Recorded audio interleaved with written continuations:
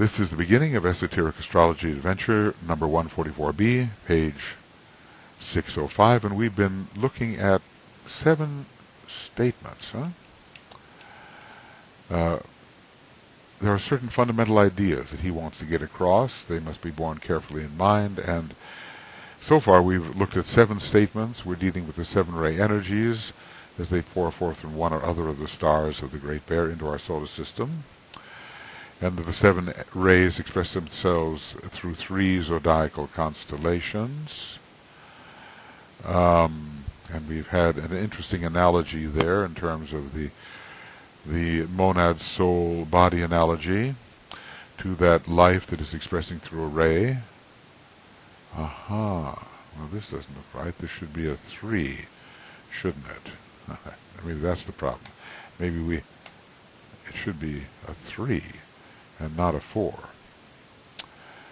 Okay, and this is a 1. Oh, goodness. Let's see what we can do here. That's a possibility, number 2. Then we'll have number 3, I hope. Yes. Then the third point was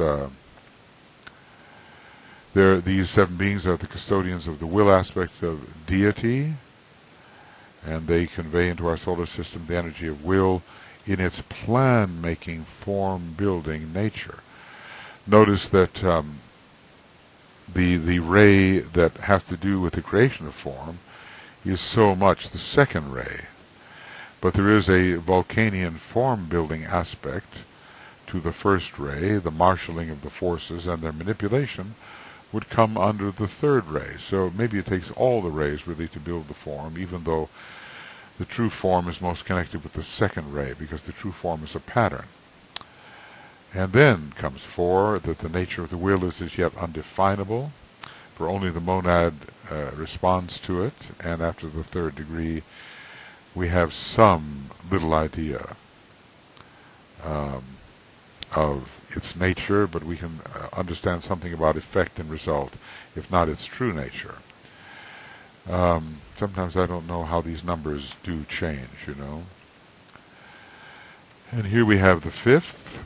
The constellations in groups of 3 transmit to our planet via the sun, which is the transformer, and they indicate relationships only in connection with our Earth. The diamond shape is the important shape here, and it's prototypical of the etheric network. It is suggesting the patterns of squares and triangles with which we have to deal. And then the 7-ray energies are expressing divine prototypal will in 7 forms. So it's pretty clear divine prototypal will is coming from, it's the will of the Great Bear in 7 forms. Now we go on. The 7-ray energies expressing divine prototypal will in 7 forms are as follows. Okay. And this we have been reviewing. The will to initiate, first ray, ray 2, the will to unify, ray 3, the will to evolve, ray 4, the will to harmonize or relate, ray 5, the will to act, ray 6, the will to cause, and ray 7, the will to express. And this we studied in terms of the 7 important paragraphs. Sometimes when we can consider this also as working through the will of the soul, although it's coming from a higher level. And when we look at the Antakarana and the possibility of stimulating the mental unit so it can become a point of projection into the triad, there is a stage at which soul will is absorbed into that mental unit, I suppose, to make possible the act of projection. And I like to think sometimes that these 7 aspects of the will, even though they have a much higher origin, can be considered as aspects of soul will as well. So when their full creative work is completed, these kinds of will, There will emerge a something else or other for which we have no name, but which will be the seed of the next solar system. So, in a way, the 7 types of will lead into a synthetic something, which is the seed of the next solar system. This third solar system will express the divine will as this is slowly developed through the experiment and experience of divine love. Well, we have the will aspect, the Father aspect, and we have the statement of the Christ that no man or one cometh to the Father except through me, at least legitimately so. And even if we're talking about the Antikarana, which apparently can be considered as bypassing the soul aspect, here it is. It is only the soul-infused mental unit, having gathered all the personality's energies into itself, and having gathered a sufficiency of soul presence into itself, that can project to the Father. So it's not just the personality without the power of the soul, or the presence of the soul within it, that projects directly to the lower part of the spiritual triad. We do need an infusion here in order to make this projection successful. If the projection is not to be some sort of unlawful and premature contact with the will, with dire results such as Hitler and his group. Of course, even then, we're told that certain aspects, certain energies of the soul, its third aspect, is closely related to the intelligence of the personality and can be used. Maybe even the love aspect can be used because it's a magnetic energy, not the sentimental idea of love, but the sacrificial aspect of the will, of the soul, cannot be used. Sacrificial will cannot be used by those who simply want to grasp the power for themselves and for themselves identified as personalities. None of those men knew anything about the real soul. They were all influenced by extreme separativeness, and as DK tells us about evil, it is an impelling sense of difference. So the second aspect, which relates soul to soul, was not theirs. They were all intelligent and powerful personalities, uninfluenced by loving cohesion. Okay, so this third solar system is coming, as I've tried to say at various times. It will probably have a first-rate personality.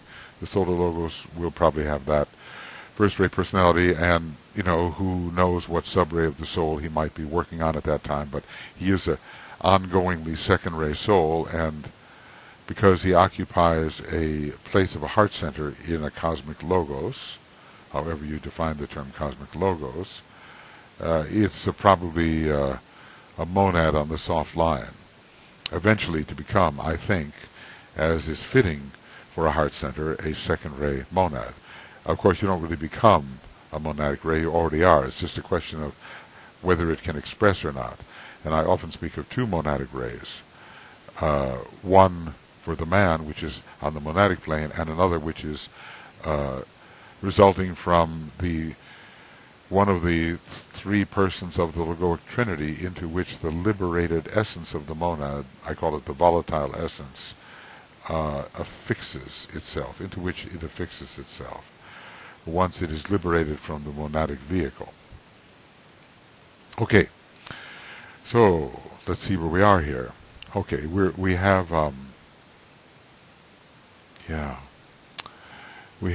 number 8. There are 8 points being made here. These 7-ray aspects of the will. Let's see if that's really so, or whether I've just got my numbering all confused. No, there are 8 points. And are there beyond that? Oh, there's a 9. All right. Well, 9 is an important number.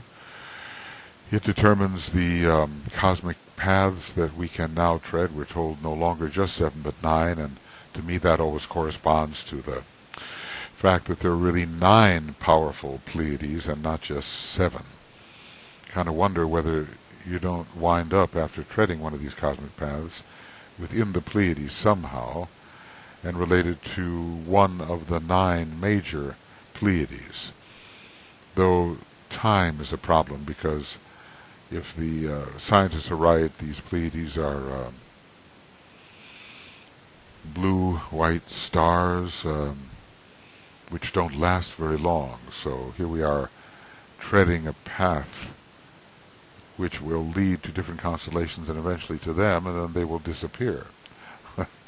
But then again, there's so little we know, because at that high level of development, certain stars are correspondences to what a master is to the human being. Certain stars are correspondences to other stars as a master is to a human being, and then you can appear and disappear at will.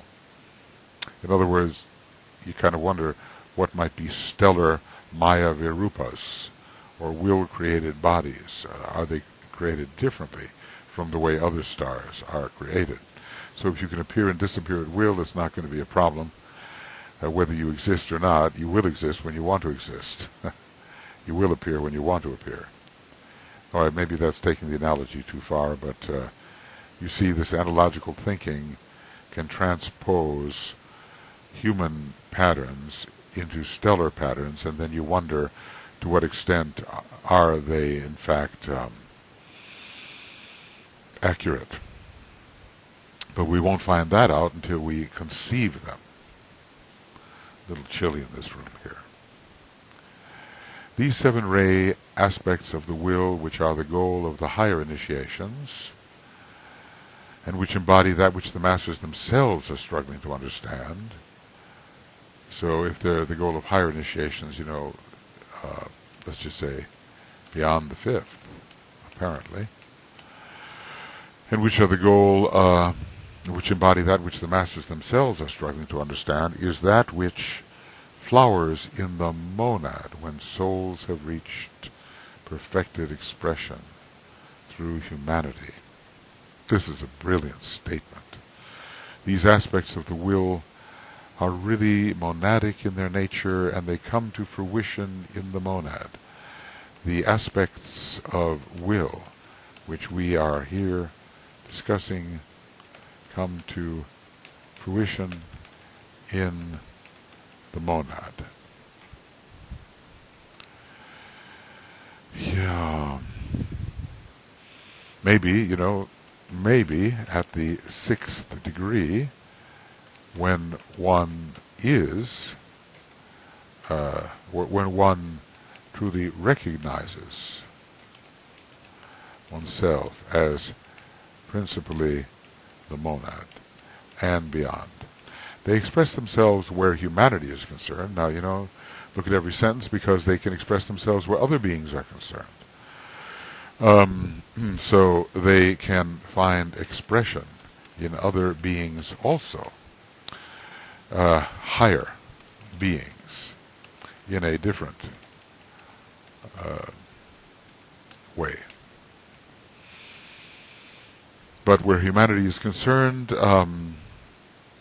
that which incites to and produces initiation, driving you towards passage through the door into a new space, that which is the cause of vision and the power to see. It's a simultaneous grasp, a registration of all, of many related factors simultaneously. It's a synthetic sense. Oops, no.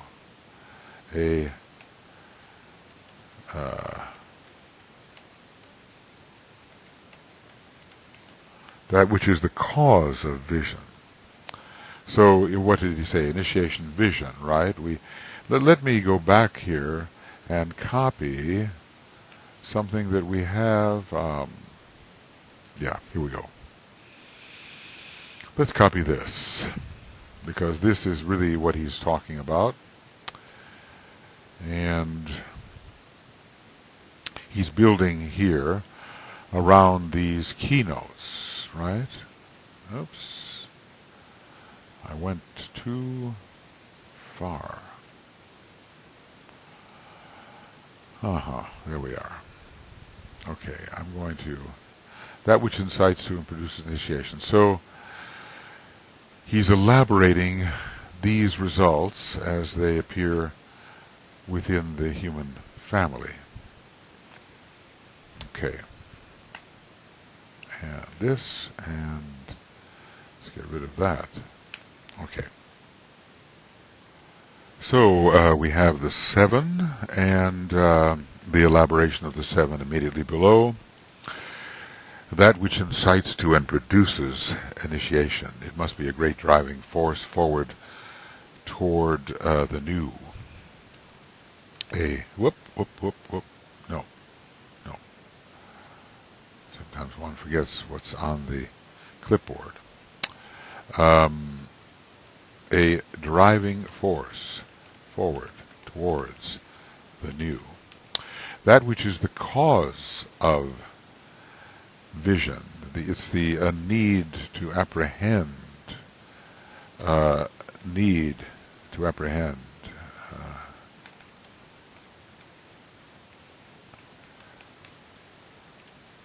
Many related energies simultaneously.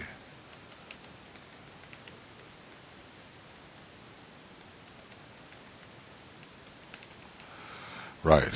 And then the third, that which develops sensory perception into knowledge, knowledge into wisdom, and wisdom into omniscience.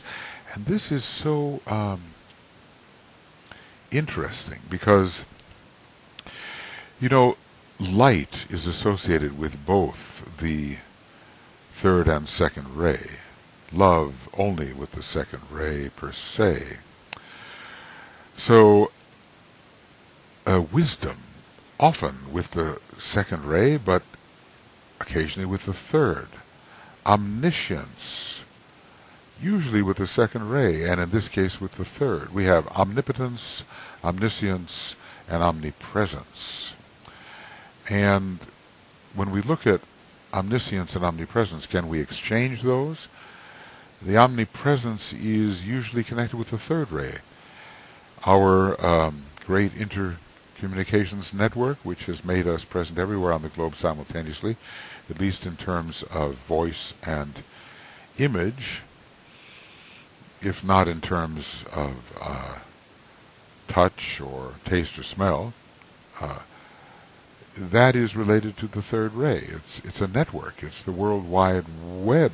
When you think of a web, that's precisely the image of the third ray. And so this Mercurian tendency to connect all things and to be somehow present everywhere, because the speed of light makes that possible. This is related to the third ray. Now, you know, another thing too, let the army of the Lord cease its activity. How does it go? Let knowledge end in wisdom. Let the point vibrating become the point quiescent, and in all lines gather into one.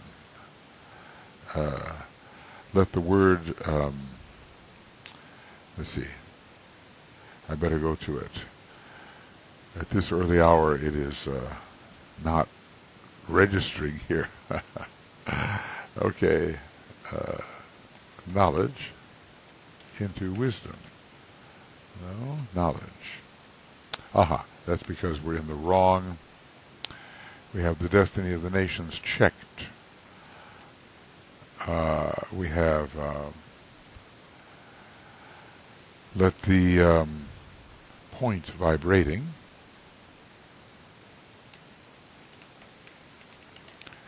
become the point quiescent. Let knowledge end in wisdom, let the point vibrating become the point quiescent, and all lines gather into one. And here it is. Let the soul realize the one in many. and let the word go forth in perfect understanding. I am the worker in the work, the one that is. Let knowledge end in wisdom. So here we have I suppose the wisdom aspect can be found on any of the rays, but what we've just been looking at here, obviously wisdom is part of the name of the second ray, love, wisdom. So perhaps we have a different kind of wisdom. Maybe there are 7 different kinds of wisdom, as there are 7 types of monads, will, wisdom, and activity. But we do have the transmission of knowledge into wisdom, so I'm going to copy this little stanza from page 417 of EP Volume 1. Okay, and this is EP1. And let's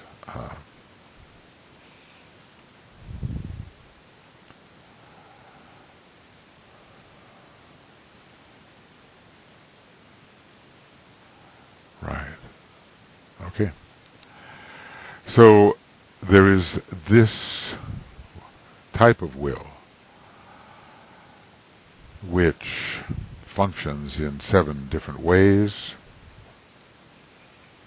It's that type of will which flowers in the monad when the souls have reached perfected expression. And that perfection, I want to say, the perfected expression of the soul deals with the 4th initiation. Perfection is a 4th ray quality, and we find that on the atmic plane it is a high siddhi or psychic quality on the 4th level of the atmic plane, and I suppose it is intuition on the 4th level of the buddhic plane which reveals a type of perfection. So we have different types of will as that. The different types of will are called that, which means different types of energy. So that which incites to and produces initiation, that which is the cause of vision, or the power to see, that which develops sensory perception is more external, into knowledge, knowledge into wisdom.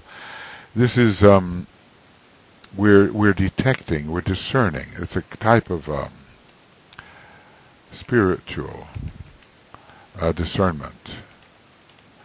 We're looking at the outer and we are detecting the pattern behind the outer. We're reading the symbol, and wisdom into omniscience.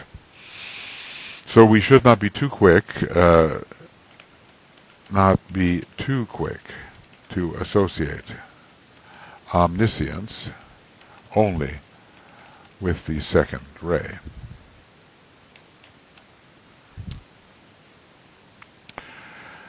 So, yes, and it makes me think, the whole idea of identification and of being every one means you are also everywhere present. So I think we can see a way. I think, I want to say this. I think we can see a way in which the second ray is associated with omnipresence. But certainly the third ray is, and I've given the reasons for that. So, as always, there are some exchanges going on between the second and the third ray, and you kind of wonder whether it's because they are in a transitional phase. Like, there's the third aspect of the second ray soul, which is very much in its consciousness, like some aspects of the third ray. Would it be like the second aspect of the third ray soul? There's some interchanges going on here between the second and third ray, which seem to suggest that certain qualities and patterns of action are shared by both. DK says, it's sometimes difficult to get those two to really work together, but there's some kind of overlap going on at the present time, I think, due to the transition of the third ray types into second ray types, third ray monads refocusing on the second subplane of the monadic plane, the appropriation of that which belongs to the second ray within appropriation into the third ray. Let's see what else here. Ray 4, that which is the illumined will, the basis of buddhi or the intuition. Notice it is the basis of vision, the basis of buddhi, the basis of intuition. We're talking about here, we are speaking at the causal level. I don't mean the causal body. And the world, we're speaking of the world of causes. Interestingly enough, the final world of causes, as far as our cosmic physical plane is concerned, is the logoic plane. It's not the plane of the causal body, which is simply an effect of these other causes. The illumined will, it reminds one so much of Taurus, doesn't it? Through which Ray 4 comes. And is the basis of buddhi or intuition. When something is a basis, it is some sort of energy out of which a faculty arises. So, we are dealing with modes of will energy, which are the basis of the arising of certain faculties. Not the faculty itself, perhaps, but that from which the faculty arose. So that which is the illumined will, and this is the fourth ray in Mercury bringing light. Fourth ray Mercury Taurus bringing light. Well, when we look for basis, we will not realize what basis is until these types of will flower within the monad. Then we will understand what is the basis of these faculties we always talk about. Ray 5, that which is the cosmic seed of liberation. So right away we know that the will is a cosmic factor. The seed of liberation. This is an aspect of destruction, so again he tells us that Ray 5 is intimately related to the first ray. And indeed, in terms of soul absorption, we are so often told that the fifth ray souls resolve, when they do resolve, upon the first ray. They don't necessarily all resolve before the fourth initiation, otherwise there wouldn't be 7 methods of destroying the causal body at the fourth degree, according to the ray of the soul. But the seed of liberation, and there's a very Uranian idea going on here. Uranus has, being so connected with electricity, the fifth ray types are, Uranus is the planet of electricity, and the first ray is electric fire. So we have associated ideas here of Uranus, fifth ray, and first ray. Associated with Uranus. Uranus, a first ray monad, but seventh ray soul. What is this personality ray? What is this mental ray? 3-5-5-3. But the association with the fifth ray is very strong. And DK talks about the power to rationalize and thus destroy. It's a kind of glamour, but it gives you a hint as to an energy. So if we were to go over here to glamour a world problem, let's see if we can find it. Rationalize oneself. Well, let's see. I thought it was in here. Let's look at page 122.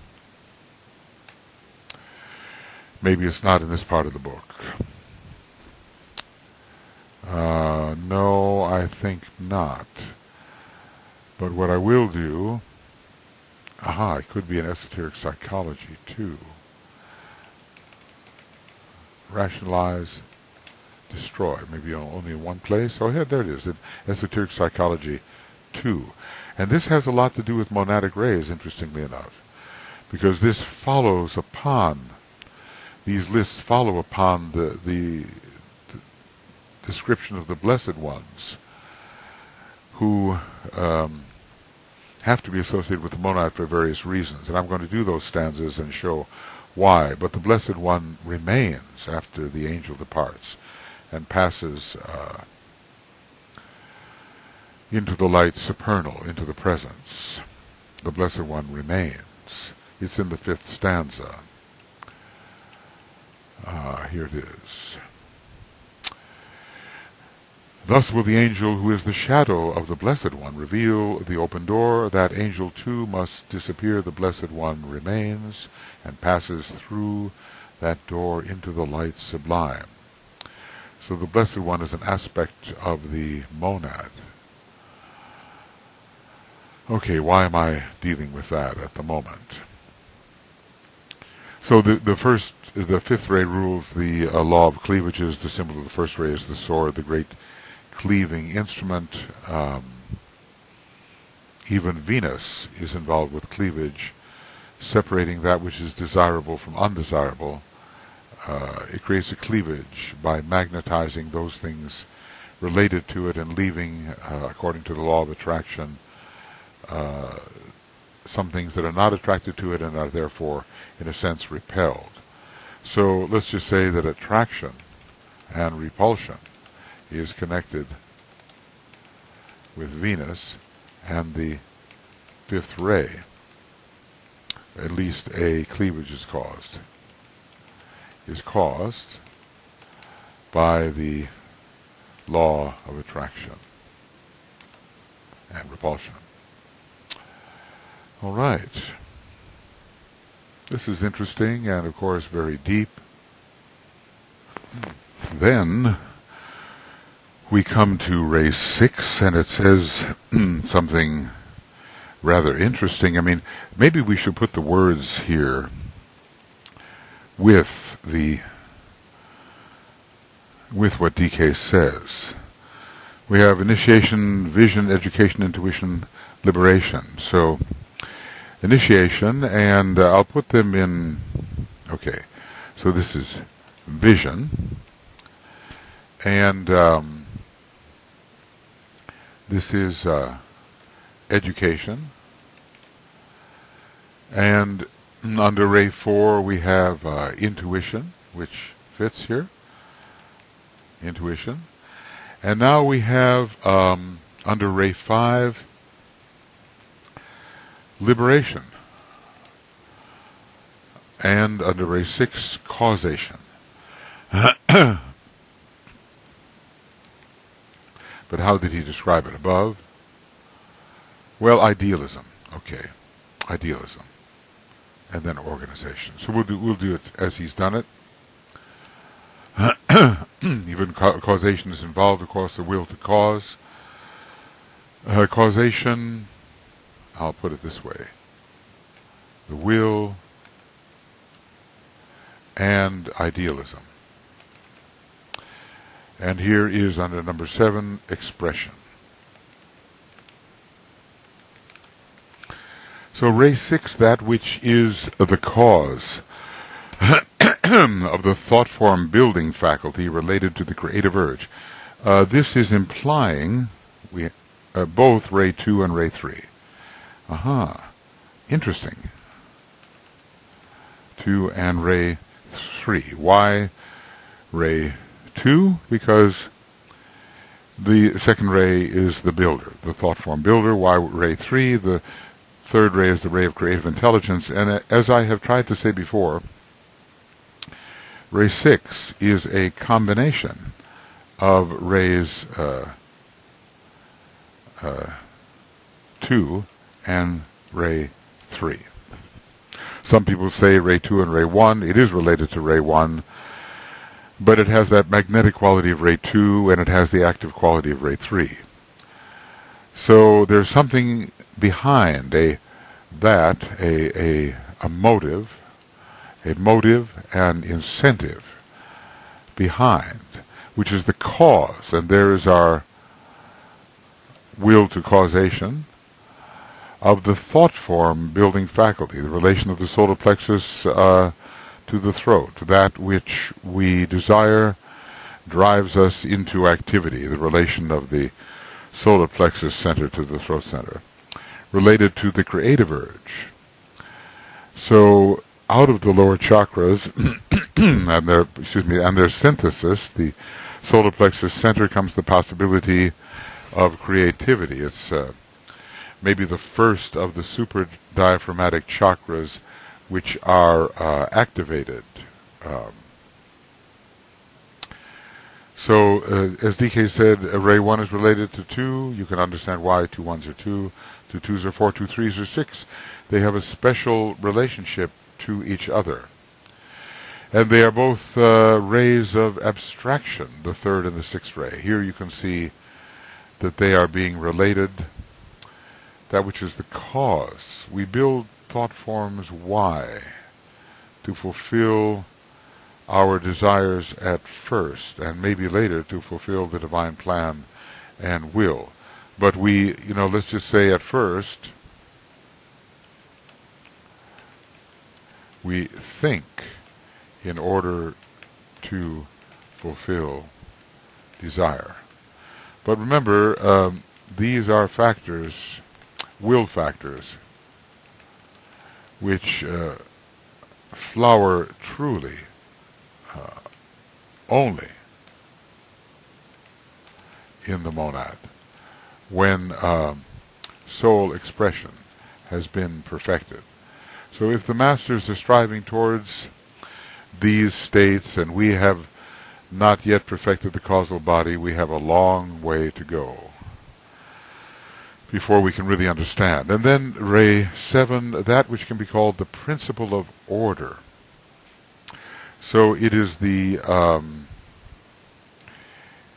it's not so much organization as expression as organization,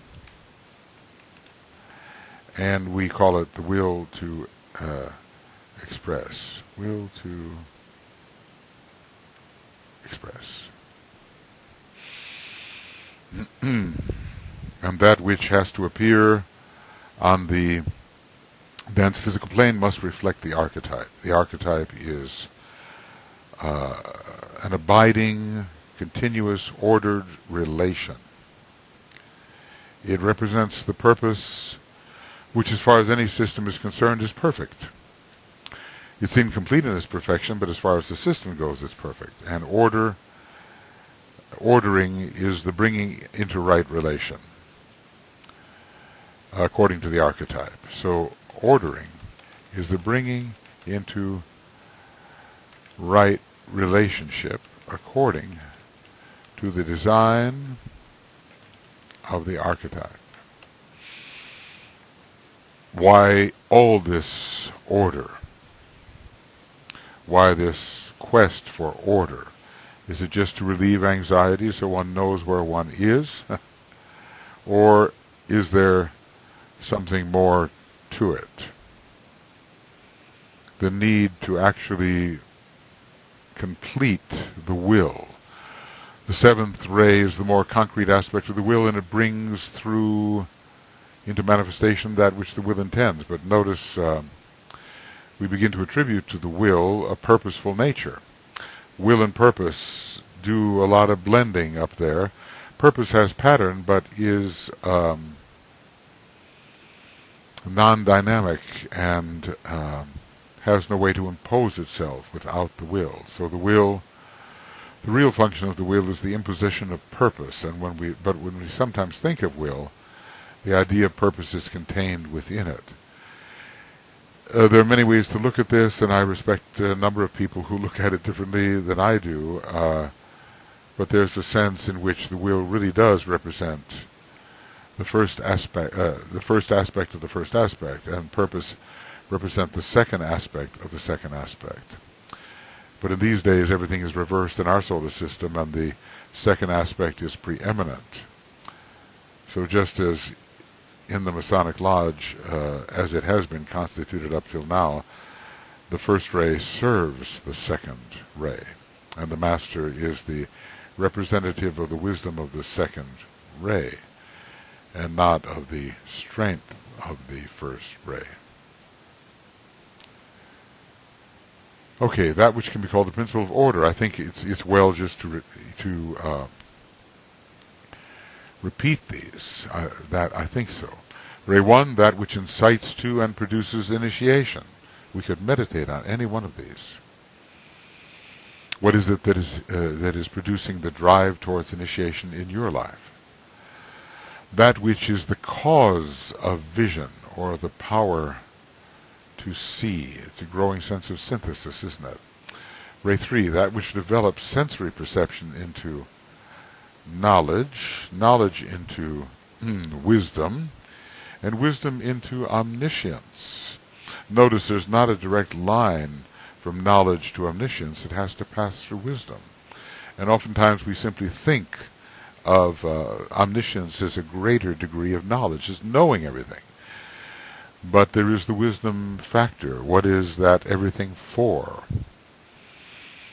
What role does knowledge play? What is it intended to produce? The wisdom factor, the right use of knowledge. Ray 4, that which is the illumined will, the basis of buddhi and intuition. See clearly with the opened eye of inner vision, and you will see not two but one, not war but peace, not isolation but a heart which rests upon the center. So the illumined will. Interesting how Dr. Roberto Saggioli worked with his active will, and gave us, rather than just the strong will, gave us the good will, and also the skillful will. I suppose there's a type of will then for every ray. Of course there would have to be. Ray 5, again repeating, that which is the cosmic seed of liberation. This is an aspect of destruction. You kind of wonder how much Sirius plays,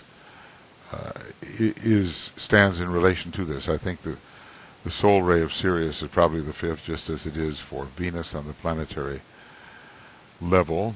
You go to Sirius to learn Manus, but there's something deeper in it. It's the factor of love. So the 2 and the 5 are very strong there, and are the 6. And Ray 6, that which is the cause of the thought form building faculty related to the creative urge. Why do we create? Perhaps we're beginning to give pattern to something we sense within ourselves. We make those arrangements which, if they come into resonance with the archetype, will be a source of happiness. So we create arrangements which, if they come into resonance with the archetype, become a source of satisfaction and joy. When we are in a certain mode or pattern which is resonant with one of the energy configurations in the world of being, namely a purposeful pattern, suddenly there is joy, there is exhilaration. We say God's in his heaven and all's right with the world. It's the archetype is in heaven, and it's translated itself into the world, and all's right with the world, because there's a perfect reception, or at least a resonance, and no dissonance. And when dissonance disappears, joy appears. It's as if, well, some form of happiness is like a release from dissonance. Okay. And then finally, ray 7, that which can be called the principle of order. Sometimes we call this the ray of ceremonial magic, the ray of organization, the ray of ritualistic decency, the ray of things done decently and in order. And we talked about the word decent, meaning the opposite of indecent. You can always understand something. Indecent exposure, in other words, allowing into a certain field that which is of lower vibration than the usual tenor of the field. There's just some things you don't do in certain contexts. Let's just say you don't wear a bathing suit to a formal lecture. It could be considered, well, not only bizarre, but indecent, So to what will you expose any field with a certain vibration? And the seventh ray builds the boundaries which hold in check and keep in an appropriate place different strata of energy. That is responsible also for the hermetic sealing of the mysteries. We can't have the first ray type, initiation type barging into an initiation of the 5th degree. It would be in that respect indecent, inappropriate, not properly contained. The 7th ray is a great container in that respect. So that's a little elaboration on the ray of ritualistic decency. The ritual is the type of action which is decent and appropriate and of the highest quality under the circumstances. You don't bring your salami sandwich into the temple. That's indecent. We have to occultly keep things in proper relation. The DK talks about this in terms of occult silence and sorting the different strata of the mind so they don't interfere with each other. All right, so those are the 7 flowerings in the monad, and he always calls it that. Let us notice here.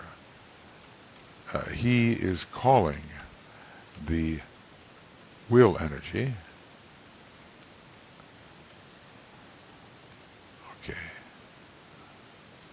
by the name of that. Because he doesn't want to define it too precisely, because he says, really, we know nothing about it, and if he starts giving us a lot of words for it, then we will seize upon those words in the manner in which we understand those words, and we will have then a misconception. But we can see that the Tibetan sees far more deeply into the rays and their interrelations than is possible for us.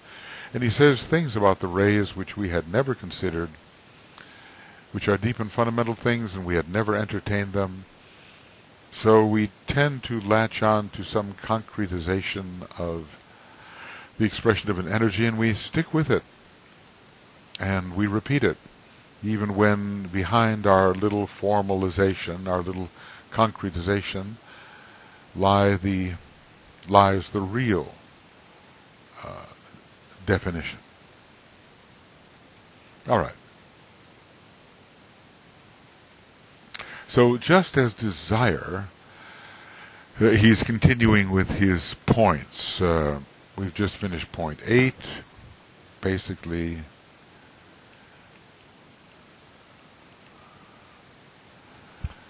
they are the goal, the 7-ray aspects are the goal of the higher initiations, to flower in the monad.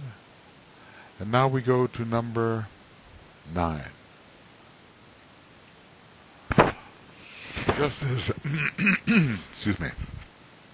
Just as desire has produced this sun of necessity, our solar system, desire becomes irresistible. It becomes necessary at a certain point of intention or intensity. Let's see, manifestation becomes inevitable and hence and necessary at a certain intensity of desire. All right. So just as desire has produced this sun of necessity, our solar system, there lies behind all the energies of the heart of God and all the forces which have produced the manifested universe, or even solar system. He calls the universe a solar vice versa. Universe means solar system sometimes. That which is the result of divine need.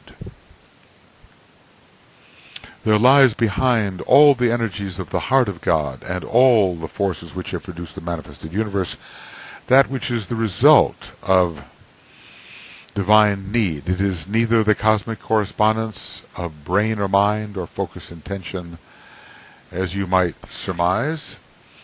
It is that synthetic something which produces cohesion and results in fruition or synthesis as the effect of the final manifestation. Here there is some similarity to the will to fulfillment, it seems to me. The will to fulfillment, a synthetic something, and it's lying behind the manifested universe. And it's that which is the result of divine need. We have a hierarchy here, kind of, don't we? We have, okay, let's see, get this back. 1, 2. We have that which lies behind. We have divine need, and we have the solar system, or more greatly, the universe. So, what is the need? Why this expression? Why is there a need to express?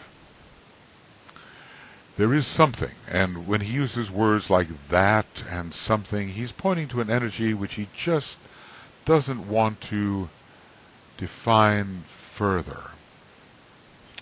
It produces cohesion, so it's connected with the second aspect of divinity, and results in fruition. That's the second aspect in Jupiter and Venus, beauty and fullness, let's call it that. The beauty and fullness of Jupiter and Venus, or the synthesis, as the effect or final result of manifestation. So there is a great energy here which lies behind all that is manifested, and this seems to be a higher energy than any aspect of the will. But what is that synthetic something which produces cohesion? It is already cohesion. It is synthesis. But where does it produce this cohesion and synthesis? It is I'm going to accent that. It is cohesion. It is synthesis. It is already in this cohesive, synthesized state. And of course, that is the I am that and that I am. We want to identify with that, or, we want to identify as that particular that. So this lies behind the universe, and there is, let's just say there is a wholeness, there is a synthetic wholeness,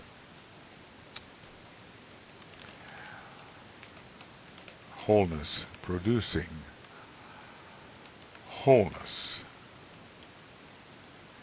in a fragmented world. Okay. It is well nigh impossible for me to make this any clearer because I am speaking of some of the final aspects and effects of the highest initiations, and these are initiations which are beyond the Tibetan himself. He certainly was a master. He is a master. Well, that's the question. In 1875, he became a master. He was gathering his ashram around the year 1925. Some people have said that he has become a Chohan. Has he become a Chohan? This would have to be confirmed by those who know. I do not. I only touch upon them, these final aspects and effects of the highest initiations, because they consummate and climax this study of divine psychology as it manifests through God and through man. All right. Is this the 5-volume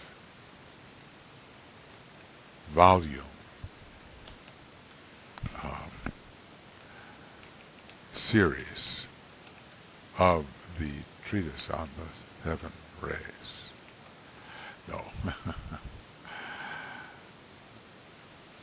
Treatise on the 7 rays. Or is this book, Esoteric Astrology itself, a book of divine psychology? It is preceded by 2 books, Esoteric Psychology 1 and 2. The whole treatise on the 7 rays, I think, is what we're looking for. These great realizations, this realization of the synthetic something which produces cohesion, this is quite climactic, we would say. Okay.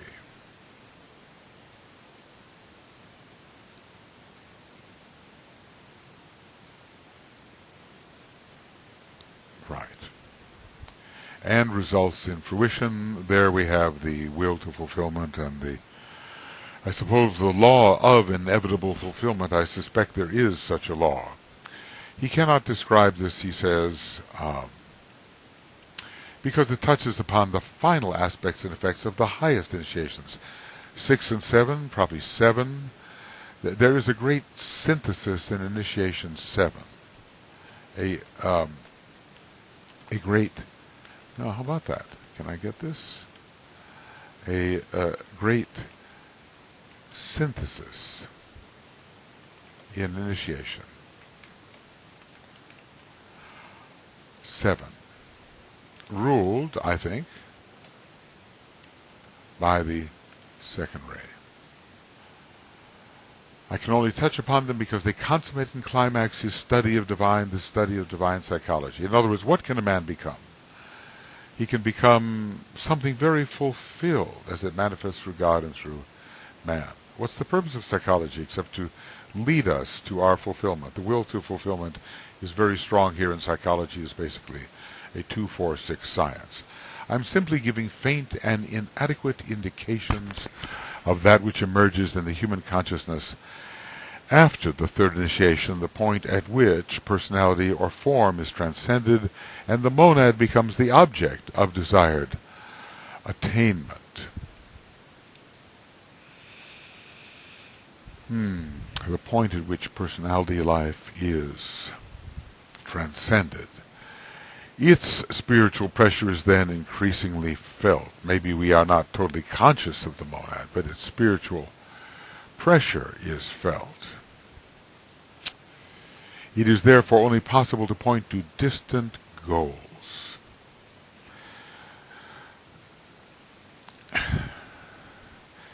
We can, however, gain some dim human interpretation of divine goals by relating these rays and their transmitting constellations to our Earth and noting how this triangular relationship can work out in our planet.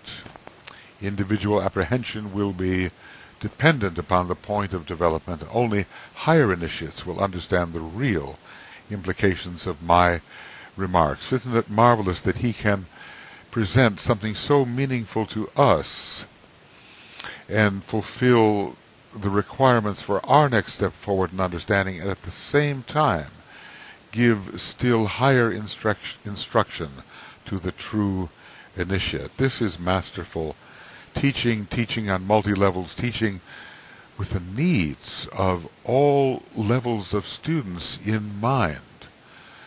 And that's something we don't do terribly well. Sometimes we present what is too low to those who are too high, and what is too high to those who are too low, and we don't say the exact thing which captures the needs of all the students.